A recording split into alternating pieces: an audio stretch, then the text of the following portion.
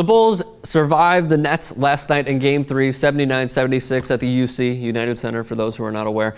They pretty much blew a lead. They didn't have a field goal in the last 5:46 of the game. They could have put the game away, it seemed like, with Nate Robinson. Oh, and then he goes 1 of 2 from the free throw line. I knew that he would make the second one. He's that good of a free throw shooter. He's not going to miss them both. Joakim Noah can possibly put it out of reach. Oh, and then he goes 1 of 2, so the door's wide open. It seemed like Joe Johnson could have taken the last shot with 4.4 left. If he were, I'm not going to say if he were hungry enough. He's hungry to score. He's a pure scorer. He's a Monte Ellis-like scorer. However, you could make the argument that, the Bulls collapsed on him. He dishes off to the wing, and then I believe that was Marshawn Brooks. Is he a second-year player now? He's either a rookie or a second-year player, not a Providence, good player at Providence. And then he dishes off to C.J. Watson, the former Bull, who had a horrible shooting game, 1 of 8. He airballs the 3 at the buzzer, so the Bulls survive 79-76. They have really improved greatly and won me back after Game 1 because it was just such a sloppy and shitty performance, especially from Luol Deng. The Bulls are looking good. Do you think that they beat the Nets in possibly 6 or 7 games? Yeah, I think it'll be a 6-game series win only because you have to take in the Nets talent at some point. I think at some point Darren Williams is going to start to play like Darren Williams, and ideally, we're waiting. I was at I was at Game 2, Stromer in Brooklyn, and what was fascinating about that game is that they really took Brook Lopez out in the second half. He was dominating them in the first half. I think he had 17. Was close to a double-double. And he's not a great rebounder, but he was around the boards enough to be effective. And they limited him to 1 field goal in the second half and just really turned up the defensive intensity. That was what they were playing with all game. And they got off to a little bit of a rough start, the Bulls did in Game 3, and Williams came out ready to play. And from midway through the first quarter on, after they got off to the hot start, they were just unbelievable on the defensive end. Their help side defense was terrific. Yeah.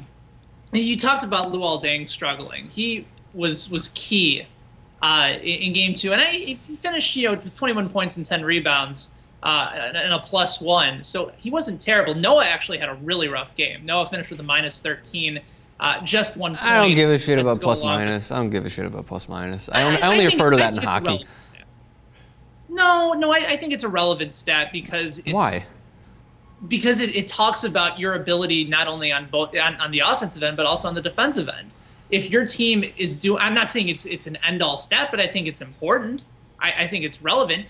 Boozer had a terrific game. Boozer had 22 points and 16 boards. He shot for a high percentage. Yeah. He's had a really nice playoff so far.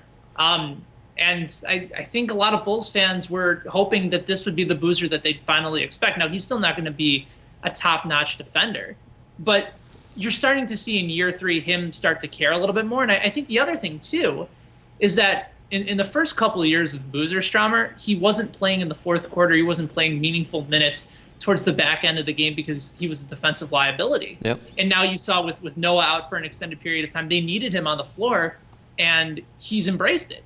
He's still not a great defender, and he never will be. But you're starting to see him play meaningful minutes and take the ball, play pick and pop, because he likes that 15-foot fadeaway shot, and he can make it consistently.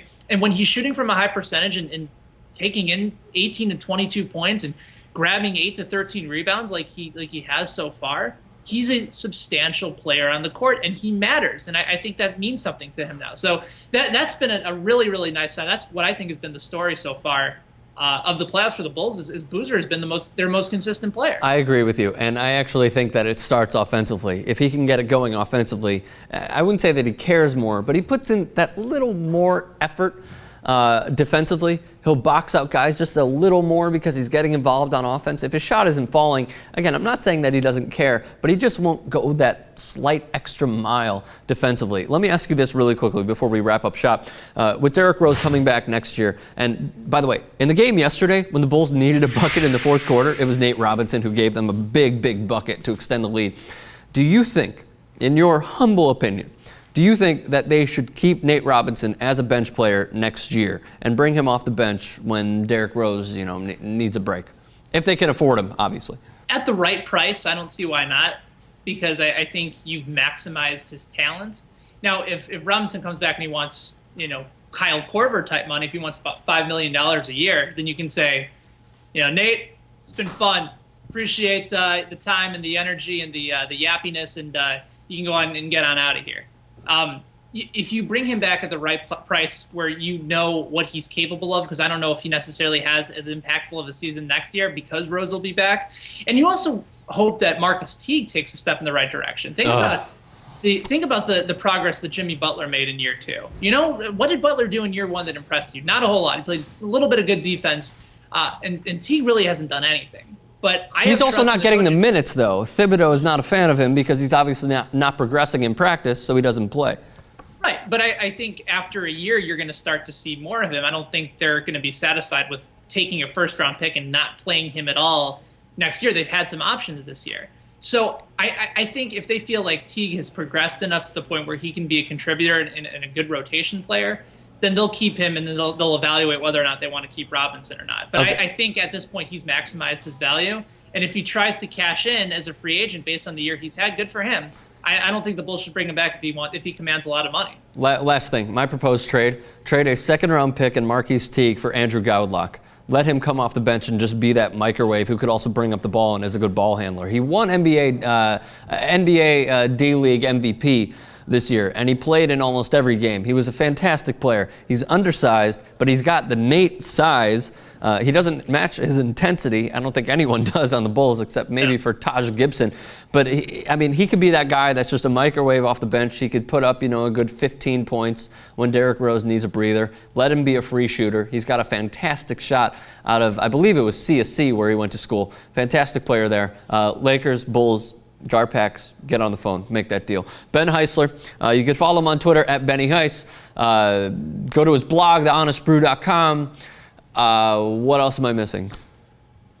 That's it, guy. Well done. All right. Awesome. Ben, thank you.